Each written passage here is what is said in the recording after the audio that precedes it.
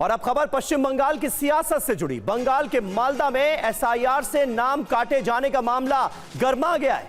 कल मालदा में प्रदर्शन के दौरान 7 जजों का कई घंटे तक घेराव किया गया। जजेस का घेराव एसआईआर में वोटर्स के नाम काटे जाने के खिलाफ। मालदा कालियाचक इलाके में जजों को बीडीओ ऑफिस में बंधक बना लिया गया। जिन 7 जजों को बंधक बनाया गया उनमें 4 महिलाएं हैं। आरोप है कि जानकारी मिलने के बाद भी स्थानीय प्रशासन ने जजों को तुरंत निकालने की कोशिश नहीं की। आधी रात को पुलिस की टीम जजों को निकालने पहुंची। पुलिस टीम पर भी भीड़ ने पथराव किया। यहां तक कि पुलिस के काफिले को रोकने तक की कोशिश हुई। चुनाव आयोग ने इस पर रिपोर्ट तलब की।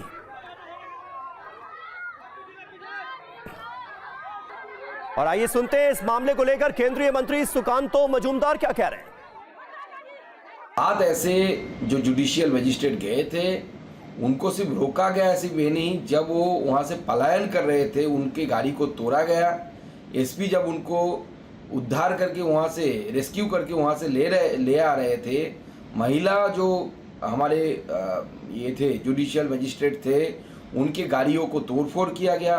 कॉन्वॉय ना जा पाए इसके लिए वहाँ पे रास्ते के अंदर बांस डाले गए, बम्बू डाले गए कि कॉन्वॉय आगे ना बढ़े। और जिस तरीके से कि लेफ्ट फ्रंट के ज़माने में अनीता देवान को इसी तरीके से एक महिला जस्टिस को गाड़ी से उतार कर पीट कर मार डाला गया था, उस तरीके की पूरी अभिसंधि थी, उस तरीके की पूरी प्लानिंग थी। और ममता बनर्जी का जो लगातार जो उसकाना, 1 सेकंड वाला उसकाना उनका जो बयान, वो बयान इसके पीछे जिम्मेदार है। और रविशंकर दत्ता हमारे संवाददाता इस वक्त हमारे साथ जुड़ चुके हैं। रवि, ये तो बहुत गंभीर मामला है। 7 जजों को बंधक बना लिया जाता है, 4 जज तो महिलाएं थीं। आखिर ये मुमकिन कैसे हुआ और प्रशासन कहां सोया हुआ था, पुलिस क्या कर रही थी?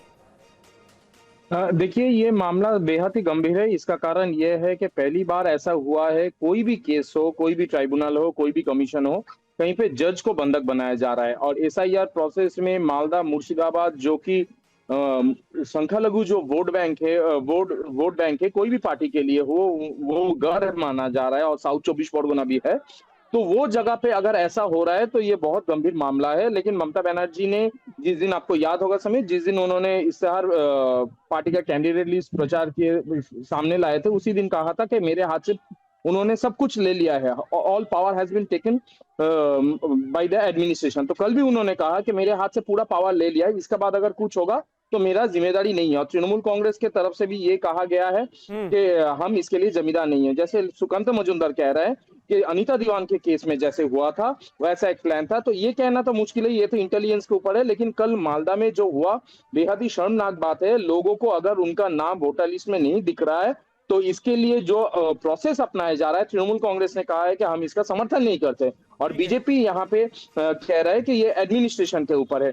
आखिरकार ये किसके ऊपर इसका दायित्व है? सीईओ के ऊपर है या पश्चिम बंगाल सरकार के ऊपर है, ममता बनर्जी के ऊपर है?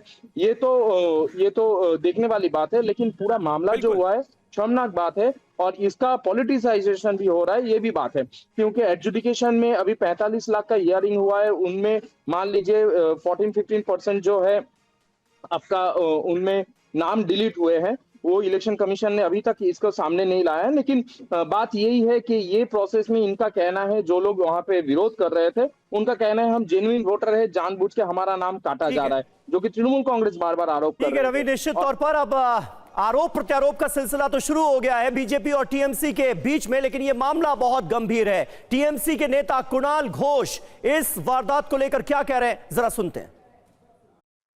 यहां पर इलेक्शन कमीशन प्रोवोक कर रहा है और भाजपा स्पॉन्सर्ड पार्टियों ने भाजपा के कहने पर यह गोलमाल का सिचुएशन सीन क्रिएट कर रहे हैं। पॉलिटिकली फायदा भाजपा वो लेना चाहते हैं।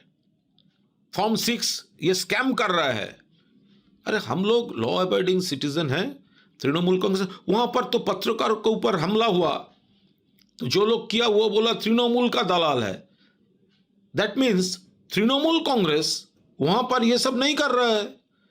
हम लोग पब्लिक का पास है, लीगली बैटल में है। लेकिन ऐसा कोई इशू हम लोग बनने नहीं देंगे जिसका पॉलिटिकल फायदा घुमाकर भाजपा ले ले। देखिए, टीएमसी की तरफ से बीजेपी और चुनाव आयोग पर हमला बोला जा रहा है और कहा जा रहा है कि टीएमसी तो लीगल बैटल लड़ रही है एसआईआर को लेकर।